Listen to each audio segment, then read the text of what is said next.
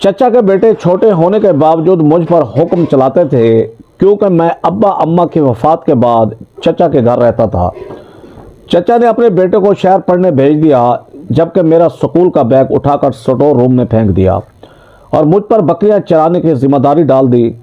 एक दिन मैंने बकरी चोरी करके इंस्पेक्टर की पोस्ट के लिए अप्लाई करने शहर गया तो चचा ने बहुत मारा। आज चचा का बेटा काफ़ी सालों बाद शहर से अफसर बनकर घर लौटा तो मुझे देखते सलूट किया। अब्दुल्ला, मैं तुमसे बड़ा हूँ, तुम्हें कुछ तो ख्याल करना चाहिए, तुम मुझे ऐसे गालियाँ नहीं दे सकते। दोपहर का वक्त था और मैं अपने छोटे से कमरे में बैठा पढ़ाई कर रहा था कि वहीं पर मेरा चचाजाद भाई अब्दुल्ला आया, जो मुझसे उम्र में भी कम था। आते साथ ही मुझे गालियाँ देने लग गया, वो भी सिर्फ इसी बात पे कि मैंने उसकी मोटरसाइकिल को अभी तक पंचर नहीं लगवाया था। वो खुद भी लगवा सकता था, लेकिन वो अपने सारे काम मुझसे करवाता था। वो क्या, सब अपने सारे काम मुझसे करवाते थे। मेरी बात सुनकर वो और चिल्लाने लगा और कहने लगा कि तुम्हारी हिम्मत कैसे हुई मेरे सामने ज़ुबान चलाने की। मैं अभी जाकर अब्बू को बताता हूँ कि तुम मेरा काम करने से मना कर रहे हो। वो पहले से भी ज़्यादा गुस्से में आ गया था। अब्दुल्ला, मेरा ये मतलब नहीं था हरगिज़। तुम मुझे गालियाँ दे रहे थे, जो मुझे अच्छा नहीं लग रहा था। मैंने तुम्हें यह नहीं कहा कि मैं तुम्हारी मोटरसाइकिल को पंचर लगवा कर नहीं आऊँगा। मैंने बस ये कहा है कि अभी मैं थोड़ा मसरूफ़ बैठा हूँ, थोड़ी देर में जाता हूँ। मैं उसे सफाइयाँ पेश कर रहा था, मगर वो मेरी बात ना सुनते हुए कमरे से बाहर निकल गया और मैं कमरे में ही बैठा रह गया। मुझे पता था कि अब मेरी शामत आने वाली है, लेकिन मैं बिल्कुल भी नहीं डर रहा था। अब यह रोज़ का मामूल बन गया था मेरे लिए। एक तरफ मेरे 10वीं जमात के पेपर्स होने वाले थे तो दूसरी तरफ घर के काम ख़त्म होने का नाम नहीं लेते थे। मैं थक चुका था, मुझे समझ नहीं आती थी कि मैं काम करूं या फिर पढ़ाई। एक तो मेरी कोई ट्यूशन भी नहीं थी, जो भी पढ़ना पड़ता था खुद ही पढ़ना पड़ता था। अब्दुल्ला और माज तो हर रोज़ स्कूल से वापसी पर ट्यूशन पर चले जाते थे। वो मुझसे छोटे होने के बावजूद भी मुझसे ज़ुबान लड़ाते थे और मुझे ये बिल्कुल भी मंजूर नहीं था, मगर मैं कुछ भी नहीं कर सकता था। अम्मी अब्बा के जाने के बाद मैं चचा के घर पर रह रहा था और अब मुझे वहाँ पर रहते हुए तकरीबन 3 साल से ऊपर का अरसा हो चुका था। उनके मुझ पर बहुत बड़े एहसानात थे और अम्मा अब्बा के जाने के बाद वो मुझे अपने घर पर ना रखते तो शायद आज मैं भी जिंदा ना होता। ये मैं समझता था कि उन्होंने मुझ पर एहसान करके मुझे अपने घर में रखा है। मैं ये नहीं जानता था कि इस सब में इनका ही फ़ायदा है। मेरा कोई भाई बहन नहीं था। माँ बाप के जाने के बाद मैं बिल्कुल अकेला हो गया था और उस वक्त चचा ने मुझे सहारा दिया था।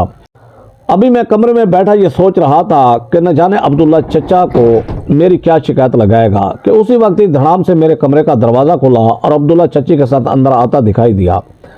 चची के हाथ में उनका जूता था और उन्होंने आते साथ ही जूता मेरे सर पर मारना शुरू कर दिया। बदतमीज़ इंसान, शर्म नहीं आती तुम्हें मेरे बच्चे को इनकार करते हुए? एक तुम हमारी रोटियों पर पल रहे हो और ऊपर से हम ही से ज़ुबान लड़ाते हो। चची मारते हुए बोले जा रही थी। मैंने अपने सर पर हाथ रख लिया और अब जूते मेरे हाथ पर लग रहे थे। मुझे बहुत ज़्यादा दर्द महसूस हो रहा था और मेरा दिल भी दर्द से फटा जा रहा था कि आखिर कोई अपना अपनों के साथ ऐसे कैसे कर सकता है, मगर वो लोग मुझे अपना समझते ही नहीं थे। चची जान प्लीज़ मत मारे, मुझे बहुत ज़्यादा दर्द हो रहा है मुझे। मैंने अब्दुल्ला को इनकार नहीं किया, उसे कोई गलत फहमी हो गई है। जब मेरा दर्द बर्दाश्त से बाहर हुआ तो मैंने भी बोलना शुरू कर दिया, क्योंकि अब मेरी ज़ुबान बंद नहीं हो रही थी। दर्द की शिद्दत से मैं बोलने लगा, मेरे सामने ज़ुबान लड़ाते हो, तुम्हें छोड़ूंगी नहीं, तुम्हारी खाल उधेड़ दूंगी। मेरे जवाब देने पर चची और तेज़ी के साथ मुझे मारने लगी और साथ उल्टी सीधी बातें भी सुना रही थी और आखिरकार वो मुझे अधमुख करके एक साइड पर खड़ी हो गई और फेंकने के अंदाज में जूता ज़मीन पर रखा और अपने पाँव में डाल लिया। अब्दुल्ला पास खड़ा दांत निकाल रहा था। वो भी मेरी तरह 10वीं जमात में था। वो मुझसे 2 बरस छोटा था, मगर मेरा क्लास फेलो था, क्योंकि चचा ने उसे तीसरी के बाद 5वीं में बिठा दिया था और फिर 7वीं के बाद 8वीं के बजाय उसे 9वीं में दाखिला दिलवा दिया था। मुझे अपनी बेन था सबकी महसूस हो रही थी, मगर मैं कुछ भी नहीं कर सकता था। मैं इन लोगों का गुलाम बनकर रह गया था। कासिम, मैं तुमसे आखिरी मर्तबा कह रही हूँ, आइंदा अगर तुमने मेरे बच्चों को मना किया या इन्हें तंग किया تو مجھ سے برا کوئی نہیں ہوگا، اور یہ پڑھائی کا ناٹک چھوڑو اور جلدی سے اٹھو، چاچے شکورے کی دکان سے مجھے سودا سب لا کر دو۔ کھانے کا پتہ ہے، باقی کام کا کوئی پتہ نہیں ہے تمہیں۔ چچی اب بھی غصہ کر رہی تھیں۔ ان کے کہنے پر میں جلدی جلدی کھڑا ہو گیا اور پاؤں میں جوتا گھسیٹتے ہوئے ان کے ساتھ کمرے سے باہر نکل آیا۔ انہوں نے مجھے اپنے دوپٹے کے پلو سے 200 روپے کھول کر دیا اور کہا کہ میں چاچے شکورے کی دکان سے جا کر چینی اور نمک لے کر آؤں۔ یہ دونوں چیزیں گھر پر ختم ہو گئی تھیں، اور ساتھ میں انہوں نے مجھ سے یہ بھی کہا کہ میں نے اگر بیچ میں سے کچھ پیسے کھائے تو وہ مجھے چھوڑیں گی نہیں۔ وہ کہہ رہی تھی کہ وہ چاچے شکورے سے بعد میں پوچھ لیں گی کہ میں کتنے پیسے لے کر آیا تھا۔ انہیں مجھ پر ذرا بھی اعتبار نہیں تھا، مگر پھر بھی مجھے ہی کام پر بھیجتی تھی۔ وہ اپنے بچوں سے کوئی کام نہیں کرواتی تھی۔ میں گھر سے باہر نکل آیا۔ تھوڑی دیر پہلے ہی تو میں سکول سے واپس آیا تھا اور اب دوبارہ گھر سے باہر نکل گیا تھا۔ گاؤں میں ہی ایک سکول تھا جہاں پر میں پڑھتا تھا۔ عبداللہ اور معاذ بھی وہیں پر پڑھتے تھے، لیکن چچا نے ان کے لیے بہت کچھ سوچ رکھا تھا اور میں نے ابھی تک اپنے لیے کچھ بھی نہیں سوچا تھا۔ میں ہر وقت اسی سوچ میں مگن رہتا تھا کہ نہ جانے آگے میں کیا کروں گا۔ 5 منٹ کے اندر ہی چلتے چلتے میں چاچا شکورے کی دکان پر پہنچ گیا۔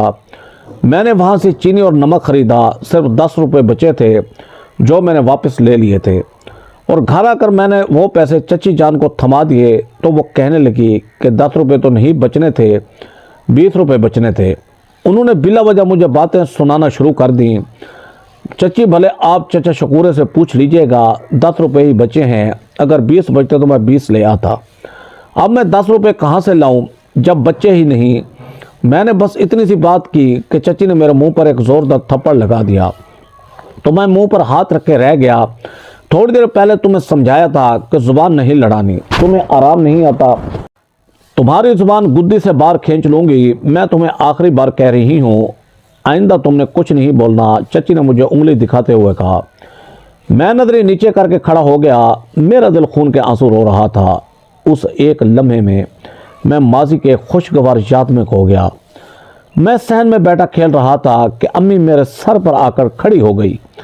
ان کے ہاتھ میں دودھ کا گلاس تھا جو وہ کہہ رہی تھی کہ میں فوراً سے پی لوں، مگر میرا ابھی پینے کا بالکل بھی دل نہیں تھا۔ امی میرا دودھ پینے کا دل نہیں ہے، آپ دودھ لے جائیں، بس مجھے پیسے دے دے، میں چیز کھا لوں گا۔ میری بات سن کر امی نے اسی وقت دوپٹے کے پلو سے مجھے 20 روپے کھول کر دیا اور کہا کہ جا کر بسکٹ لے لینا اور کوئی گند بلا نہ کھانا، دودھ تم پیتے نہیں، بس پاپڑی کھاتے رہتے ہو۔ امی نے غصے میں کہا تھا، مگر پھر بھی مجھے برا نہیں لگا تھا کیونکہ وہ ماں تھی اور وہ میری فکر کر رہی تھی۔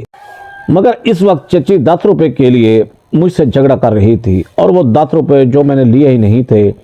آخر کار چچی نے مجھے کمرے میں جانے سے روک دیا۔ میں جو کمرے میں جا رہا تھا ان کے کہنے پر رک گیا۔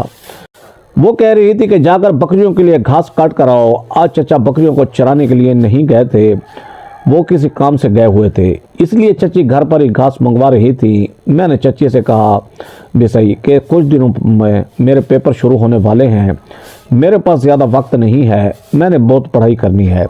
تو چچی نے اس بات پر بھی مجھے ڈانٹ کر یہ بار آور کروا دیا کہ میں ان کا بچہ نہیں بلکہ ان کا غلام ہوں، اور غلام اپنی مرضی سے سانس بھی نہیں لے سکتے۔ میں گھر سے باہر نکل آیا۔ 10 منٹ کی مسافت پر ہی چچا نے تھوڑی سی گھاس اگائی ہوئی تھی، میں نے وہ گھاس کاٹی جس میں مجھے تقریباً آدھا گھنٹہ لگ گیا، اور گھاس کاٹ کر جب گھر گیا تو میں بہت زیادہ تھک چکا تھا، مگر میرا کام یہیں پر ختم نہیں ہوا تھا۔ وہ گھاس کاٹ کر میں نے ہی بکریوں کو ڈالی، کیونکہ وہ گھاس بڑی بڑی تھی۔ میں نے اسے مشین پر کاٹا تھا، اور پھر سارا کام ختم کرنے کے بعد جب کمرے میں آیا تو اندھیرا بھی ہونے لگا تھا۔ سردیوں کے دن تھے، اندھیرا جلدی ہو جاتا تھا اور اوپر سے لائٹ بھی چلی گئی تھی۔ مجھے بہت زیادہ غصہ آ رہا تھا۔ میں نے کتابیں ایک طرف رکھی اور چارپائی پر بیٹھ گیا۔ میں گھٹنوں میں سر دیا رونے لگا۔ امی ابو بہت زیادہ یاد آ رہے تھے۔ میں کبھی بھی ان کی یاد سے غافل تو نہیں ہوا تھا، لیکن کبھی کبھار وہ مجھے بہت زیادہ یاد آتے تھے اور میں رونے لگتا تھا۔ انہیں گئے ہوئے اتنے سال بیت چکے تھے، مگر اب بھی میری آنکھوں سے آنسو نکل رہے تھے۔ امی ابو آپ کہاں چلے گئے ہیں؟ آپ کو نہیں پتا آپ کے جانے کے بعد یہاں پر میرے ساتھ کیا ہو رہا ہے؟ آپ کا قاسم، جسے آپ کوئی کام نہیں کرنے دیتے تھے، یہاں پر نوکر بنا پھر رہا ہے۔ میں نے روتے ہوئے خود کلامی کر رہا تھا۔ میرا دل چاہ رہا تھا کہ میں اپنے ماں باپ کے پاس پہنچ جاؤں اور انہیں اپنے سارے دکھ بتاؤں، لیکن ایسا ممکن نہیں تھا۔ پھر روتے روتے 2-3 گھنٹے گزر گئے۔ رات کا کھانا تیار ہو گیا تھا۔ میں جانتا تھا مجھے بلانے کے لیے کوئی نہیں آئے گا۔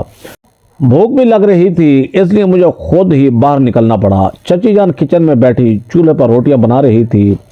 یہاں پر سوئی گیس تو تھا نہیں، اس لیے آگ پر ہی سارا کام کیا جاتا تھا۔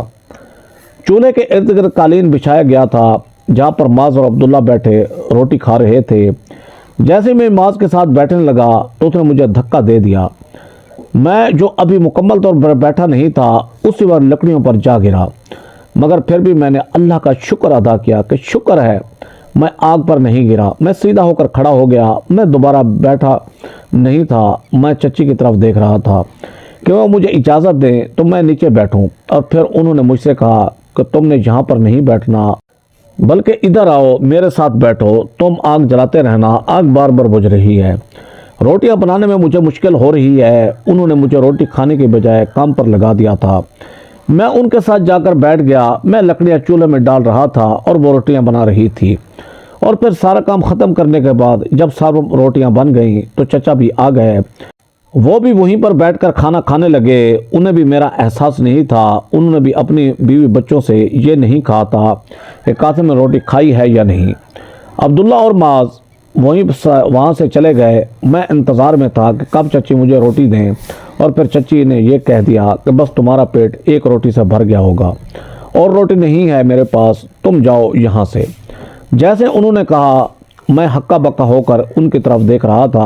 انہوں نے مجھے ایک نوالہ بھی نہیں دیا تھا، اور اب کہہ رہی تھی کہ ایک روٹی سے میرا پیٹ بھر گیا ہوگا۔ نہ جانے وہ چچا کے سامنے ایسی باتیں کیوں کر رہی تھی۔ چچی میں نے تو روٹی کھائی ہی نہیں، مجھے تو بہت زیادہ بھوک لگ رہی ہے، مجھے روٹی دے دیں، پھر میں چلا جاؤں گا۔ بھوک سے مجبور ہو کر جب میں نے یہ کہا تو چچی ہتھے سے اکھڑ گئی۔ بدتمیز، شرم نہیں آتی؟ مجھ پر جھوٹا الزام لگاتے ہو، تم نے ایک روٹی کھائی ہے اور اب دوسری مانگ رہے ہو، اور ساتھ میں یہ جھوٹ بول رہے ہو کہ تم نے کچھ کھایا نہیں۔ تم کیوں مجھے جھوٹا ثابت کر رہے ہو؟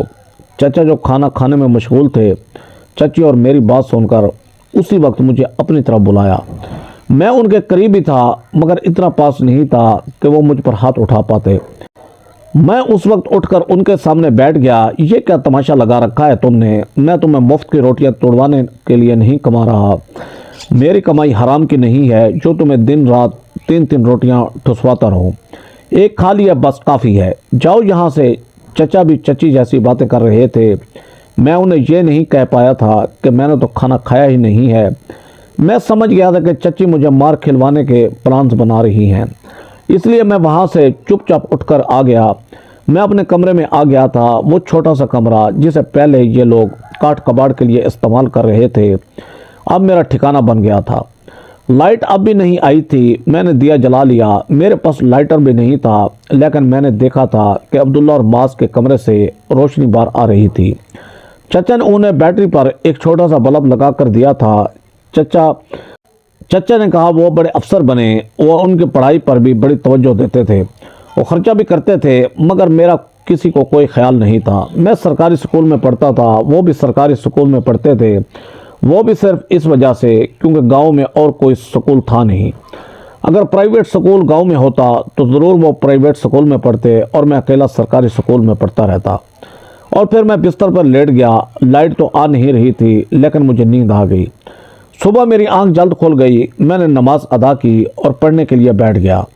رات کو میں پڑھائی نہیں کر پایا تھا، میرے پیپرز میں صرف اور صرف 15 دن رہ گئے تھے اور پڑھائی بہت زیادہ کرنی تھی۔ ابھی میں پڑھ رہا تھا کہ چچا کمرے میں آئے اور کہنے لگے کہ چل کر میرے ساتھ کام کرواؤ، بھینسوں کے لیے چارہ لے کر آنا ہے اور پھر انہیں ڈالنا ہے۔ میری طبیعت اب ٹھیک نہیں رہتی، تمہیں یہ کام سنبھالنا پڑے گا۔ میں جو ابھی پڑھائی کے لیے بیٹھا تھا، چچا کے منہ سے یہ سب سن کر میں ہمت ہار گیا اور اسی وقت میری آنکھوں میں نمی آ گئی۔ چچا پلیز مجھے پڑھنے دیں، آپ کو پتہ تو ہے کہ بورڈ کے امتحانات شروع ہونے والے ہیں اور ہم نے شہر امتحان دینے کے لیے جانا ہوگا۔ آپ مجھے کچھ دن کا وقت دے دیں، اس کے بعد میں آپ کے سارے کام کر دیا کروں گا۔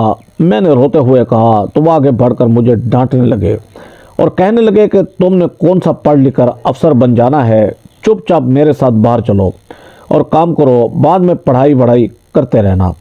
چچا نے مجھے ہاتھ سے پکڑ کر باہر کیا اور پھر میرے کمرے کا دروازہ بند کر دیا۔ باہر بہت زیادہ سردی تھی۔ چچا مجھے کام پر لگا کر کمرے میں چلے گئے اور میں اس چارے کو مشین سے کاٹ رہا تھا۔ جو میں کل بکریوں کے لیے لایا تھا، کچھ بچ گیا تھا، وہ اب میں دوبارہ سے ڈال رہا تھا۔ اور پھر صبح کا سورج بھی طلوع ہو گیا، مگر میری پڑھائی نہ ہوئی اور آخر مجھے بنا پڑھے سکول جانا پڑا۔ اور سکول میں جا کر میں نے مار بھی کھائی۔ استاد صاحب نے مجھ پر بہت زیادہ غصہ کیا۔ وہ کہہ رہے تھے کہ قاسم، پہلے تو تم بڑا اچھا پڑھتے تھے، آج تمہیں کیا ہو گیا ہے؟ تو میں نے ان سے کہا کہ میری طبیعت ٹھیک نہیں تھی، اس لیے میں پڑھائی نہیں کر پایا تھا۔ عبداللہ دانت نکال کر ہنس رہا تھا کیونکہ اس کا ٹیسٹ ٹھیک ہوا تھا۔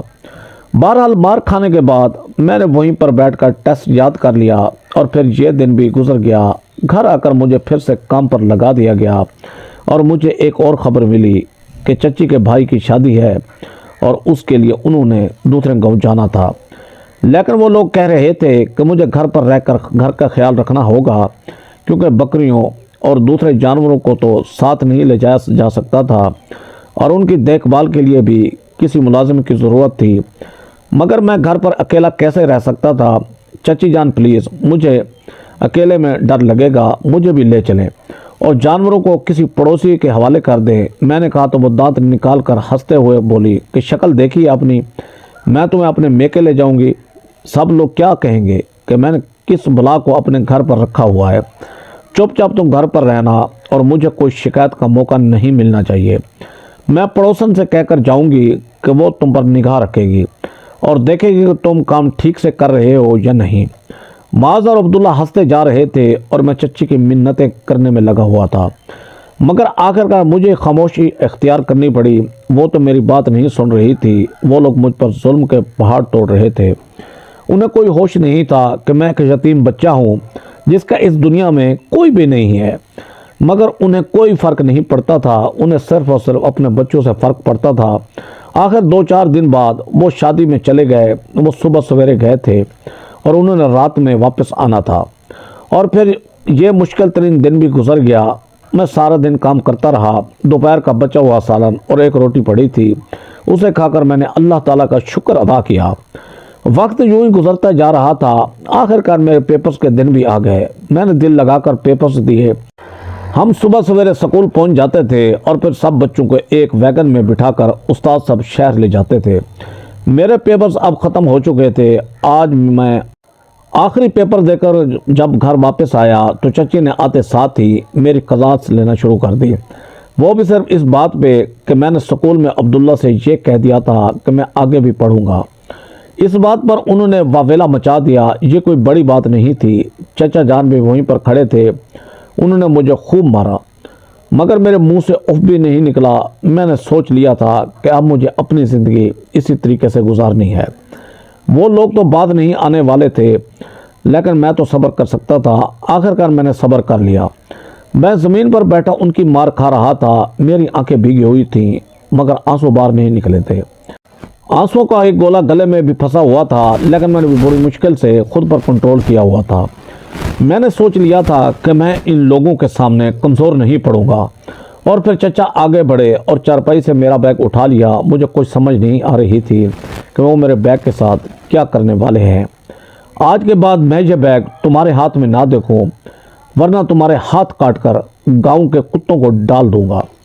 آج کے بعد تم نے ساری ذمہ داری اٹھانی ہے۔ تم ہر روز بکریوں کو چرانے کے لیے جاؤ گے اور گھر کے سارے کام بھی کرو گے۔ چچا نے یہ کہہ کر مجھ پر ایک اور بم گرا دیا اور پھر سٹور روم کی طرف چل دیے، جہاں پر اب وہ کاٹ کباٹ رکھتے تھے۔ انہوں نے وہاں پر میرا بیگ پھینک دیا اور مجھے کہہ دیا کہ میں نے وہاں سے بیگ نہیں اٹھانا۔ میں رو رہا تھا۔ اب میرے ضبط کا بندھن ٹوٹ چکا تھا۔ تب تو میں نے خود پر کنٹرول کر لیا تھا، لیکن اب مجھ سے کنٹرول نہیں ہو رہا تھا۔ میں کیسے کنٹرول کرتا؟ میں نے تو سوچا تھا کہ میں بہت پڑھائی کروں گا، بڑا افسر بنوں گا اور اپنے حالات بدل لوں گا، لیکن وہ لوگ مجھے ابھی سے گھر پر بٹھانا چاہ رہے تھے اور آخرکار میں کچھ بھی نہیں کر پایا۔ یہ دن گزر گیا۔ میں روتا دھوتا رہا، لیکن اگلی صبح سے میرا رونا دھونا بند ہو گیا۔ दिन 10 बजे मैं बकरियों को लेकर घर से बाहर निकल आया। वहाँ पर बकरियां चराने के लिए जा रहा था, जहाँ पर पहले चचा चराया करते थे। मुझे समझ नहीं आ रही थी कि मेरा क्या होगा। मेरा दिमाग फट रहा था। मैं ये सब नहीं करना चाहता था जो मुझे से ज़बरदस्ती करवाया जा रहा था, लेकिन मैं क्या करता। मैं तो इनका ग़ुलाम था। यहाँ पर तो मैं सांस भी उनकी मर्ज़ी से लेता था। मैं अपनी मर्ज़ी से एक कदम भी नहीं उठा सकता था। और फिर पूरा हफ्ता यूं ही गुजर गया। अब्दुल्ला के भी पेपर्स मेरे साथ हुए। एक शाम जब मैं बकरियां चराकर घर लौटा तो वो सब लोग एक मीटिंग कर रहे थे। मुझे देखकर खामोश हो गए। जब मैं आगे बढ़ गया तो दोबारा से चची बोली कि बस आप अब्दुल्ला को शहर भिजवा दें, वहीं पर जाकर कुछ पढ़ लिख जाएगा। यहाँ पर तो कोई कॉलेज है नहीं। शहर में चचा का कोई दोस्त था। चचा उसी के पास अब्दुल्ला को भेजना चाह रहे थे और आखिरकार यही फैसला हुआ कि अब्दुल्ला को शहर भेजा जाएगा। और फिर कुछ दिन बाद अब्दुल्ला शहर चला गया। वो पढ़ाई करने के लिए गया था जहाँ पर मैं जाना चाहता था, लेकिन अब मैं इन लोगों की बकरियां चरा रहा था और वो अपना मुस्तकबिल बनाने के लिए चला गया था। कुछ दिन तो मैं बड़े टूटे दिल के साथ काम करता रहा, लेकिन एक दिन मेरी किस्मत भी खुल गई।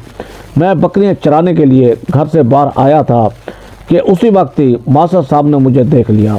अरे कासिम, तुम यहाँ पर क्या कर रहे हो? तुमने तो कहा था कि तुम शहर जाकर कॉलेज में दाखिला लोगे।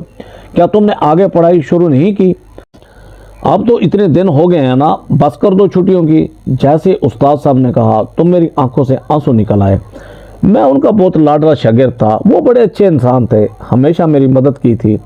मेरी आंखों में आंसू देखकर वो आगे बढ़े और मुझे गले से लगा लिया। क्या हुआ बेटा, तुम रो क्यों रहे हो? क्या कोई मसला है? उन्होंने मेरे हाथ से द्रांति लेकर ज़मीन पर रख दी और मैं रो रहा था। मुझ में हिम्मत नहीं थी कि मैं उन्हें सब कुछ बता पाता। मुझे डर भी लग रहा था कि न जाने चचा मेरे साथ क्या करेंगे। फिर आखिरकार उनके बार बार पूछने पर मैंने सब बता दिया। वो कह रहे थे कि मैं तुम्हारे चचा से बात करूंगा। नहीं उस्ताद साहब, आप मेरे चचा से बात मत कीजिएगा, वरना वो मेरा जीना हराम कर देंगे। बस आपसे इतनी गुजारिश है कि मेरी पढ़ाई का कोई इंतज़ाम करवा दें कि मैं यहीं पर रहकर आगे की पढ़ाई हासिल कर लूँ। मैं कुछ बनना चाहता हूँ। अब्बा का ख्वाब था कि मैं बड़ा अफसर बनूँ। मैं उनका ख्वाब पूरा करना चाहता हूँ। अगर आप मेरे लिए कुछ कर सकते हैं तो मैं आपका सारी ज़िंदगी शुक्रगुजार रहूँगा। मैंने उस्ताद साहब से कहा तो उन्होंने मेरे सर पर हाथ रखा और कहा कि बेटा तुम फिक्र ना करो, जब मैं शहर जाऊंगा तो तुम्हारे लिए 11वीं जमात की किताबें लेकर आऊँगा और फिर यहीं पर रहकर तुम पढ़ाई कर लेना और ओपन के ज़रिए इम्तिहान दे देना। देखना एक ना एक दिन तुम ज़रूर कामयाब हो जाओगे। उन्होंने मुझे तसल्ली दी और साथ में मदद का वादा भी किया, इसलिए मेरे चेहरे पर मुस्कुराहट आ गई। मैं उस वक्त उनके कदमों में गिरकर उनका शुक्रिया अदा करने लगा तो उन्होंने मुझे दोनों कांधों से पकड़कर खड़ा कर दिया। कासिम, तुम्हें पता है तुम मुझे अपने बेटे की तरह लगते हो। अगर मेरा कोई बेटा होता तो बिल्कुल भी तुम्हारे जैसा होता। उस्ताद साहब का कोई बेटा नहीं था, एक बेटी ही थी। और फिर जब मैं शाम को बकरियां चराकर घर पहुंचा तो मेरे चेहरे पर आई मुस्कुराहट और खुशी देखकर चची जान को गुस्सा आ गया। ये क्या, तुम बिला वजह दांत निकाले जा रहे हो?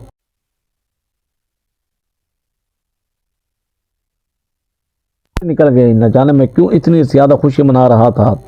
शायद इतने दिन में डिप्रेशन का शिकार हो चुका था कि अब मुझे इतनी ज़्यादा खुशी महसूस हो रही थी। जल्दी जल्दी अपनी हंसी पर कंट्रोल कर लिया और उनसे कह दिया कि कोई बात नहीं, मैं तो बस वैसे ही हंस रहा हूँ।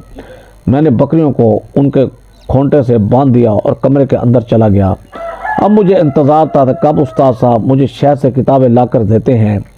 मैं सोच रहा था कि मैं पढ़ाई कैसे करूंगा। अगर मैं घर पर पढ़ाई करूंगा तो सब लोग मुझे देख लेंगे। मैं जानता था कि वो लोग मेरी पढ़ाई फिर से छुड़वा सकते हैं। जो एक मरतबा छुड़वा सकते हैं तो दूसरी मरतबा इन्हें कौन सी मुश्किल होनी थी। और फिर 2 दिन बाद बकरियां चराने के दौरान उस्ताद साहब वहाँ पर आए। उनके हाथ में एक छापर था जिसमें उन्होंने मेरे लिए किताबें ली हुई थी। वो कह रहे थे कि मैं 4 साल गांव में रहकर पढ़ाई करूंगा और उसके बाद देखेंगे कि क्या करना है। मैंने उनसे अपने मसले के बारे में बात की तो वो कहने लगे कि तुम ठीक कह रहे हो। अगर तुम किताबें लेकर घर गए तुम्हारे चचा को اس بات کی بھنک لگ جائے گی اور وہ پھر سے تمہاری پڑھائی چھڑوا دیں گے۔ تم ایسا کرو کہ تم جب بکریاں چرانے کے لیے آیا کرو تو یہیں بیٹھ کر پڑھائی کر لیا کرو اور پھر کتابیں میرے گھر دے جایا کرو۔ اس طرح تمہاری پڑھائی بھی جاری رہے گی اور کسی کو کانو کان خبر بھی نہیں ہوگی، معلوم بھی نہیں ہوگا۔ یہ آئیڈیا مجھے بھی پسند آیا اور پھر میں ایسے ہی کرنے لگا۔ میں کتابیں انہی کے گھر سے لے کر آتا تھا اور مجھے یہ سب کرتے ہوئے اب تقریباً 6 ماہ کا عرصہ مکمل ہو چکا تھا۔ 6 ماہ بعد میرے امتحانات ہونے والے تھے اور اس دوران عبداللہ 1-2 مرتبہ گھر والوں سے ملنے کے لیے آیا تھا۔ وہ ہر وقت مجھ پر طنز کرتا تھا۔ وہ یوں سمجھتا تھا کہ میں گھر پر بیٹھا ہوں اور وہ کالج کی تعلیم حاصل کر رہا ہے۔ وہ نہیں جانتا تھا کہ میں بھی گاؤں میں رہ کر کالج کی تعلیم حاصل کر رہا ہوں۔ استاد صاحب کے گھر پر کمپیوٹر تھا اور میں نے امتحانات کمپیوٹر سے دینے تھے اور پھر مزید 6 مہینے بعد میں نے کمپیوٹر کے ذریعے امتحانات دے دیے۔ وقت کا تو کچھ پتہ ہی نہیں چل رہا تھا، دن پہ دن گزرتے جا رہے تھے اور میں چچا لوگوں کی نظر میں تو بکریاں چرا رہا تھا، مگر دوسری طرح میں پڑھائی کر رہا تھا۔ میں ہر وقت خوش رہتا تھا۔ مجھے ایسا لگتا تھا کہ میں ایک نہ ایک دن ضرور کامیاب ہو جاؤں گا۔ اور سچ ہی کہتے ہیں نا کہ جو محنت کرتے ہیں ان کی کبھی ہار نہیں ہوتی۔ مگر اس دوران چچا لوگوں نے مجھ پر ظلم کے پہاڑ توڑ دیے تھے۔ وہ مجھے 1 منٹ کے لیے بیٹھنے نہیں دیتے تھے۔ وہ سارا دن مجھے بکریاں چرانے کے لیے بھیج دیتے تھے اور پھر جب میں گھر جاتا تو چچی مجھ سے گھر کے کام بھی کرواتی تھی اور سب سے زیادہ تنگ مجھے ماذ نے کیا ہوا تھا۔ وہ مجھے برا بھلا کہتا تھا اور کہتا تھا کہ میں ان کے ٹکڑوں پر پل رہا ہوں۔ آج جب میں بکریاں چرا کر گھر واپس گیا تو چچا اور چچی کے کمرے سے مجھے کچھ آوازیں سنائی دیں تو میں کمرے کی طرف چل دیا۔ میرا سننے کا کوئی ارادہ نہیں تھا مگر آوازیں اتنی تیز تھیں کہ میں خود بخود ہی اس طرف کھینچا چلا گیا۔ میں دروازے کے باہر کھڑا تھا، اچانک سے میرے کانوں سے چچا کی آواز ٹکرائی اور ان کے وہ جملے سن کر میں حیرت میں مبتلا ہو گیا۔ آج تک وہ مجھے تانا مارتے رہے تھے کہ وہ مجھے پال رہے ہیں اور میں ان پر بوجھ ہوں، مگر اب مجھے ساری کہانی سمجھ آ گئی تھی، لیکن میں جانتا تھا کہ میں اس بارے میں کچھ بھی نہیں کر سکتا۔ میں نے سوچ لیا تھا کہ میں جس دن میں کسی قابل ہو جاؤں گا تو اس دن ان سے اس بارے میں سوال کروں گا کہ آخر انہوں نے مجھ پر یہ ظلم کیوں کیا۔ ابھی میں اس قابل نہیں تھا کہ ان کے سامنے زبان لڑا پاتا۔ میں جانتا تھا کہ اگر میں نے ان کے سامنے زبان لڑائی تو وہ مجھے مار کر خاموش کروا دیں گے۔ اب میں کوئی بچہ نہیں رہا تھا، میں 12ویں جماعت کا طالب علم تھا، مگر ان لوگوں نے اب تک مجھے بچہ سمجھ رکھا تھا۔ 3 سال گزرے تو میں سمجھ گیا تھا کہ انسان کو اپنے لیے خود ہی کچھ نہ کچھ کرنا پڑتا ہے۔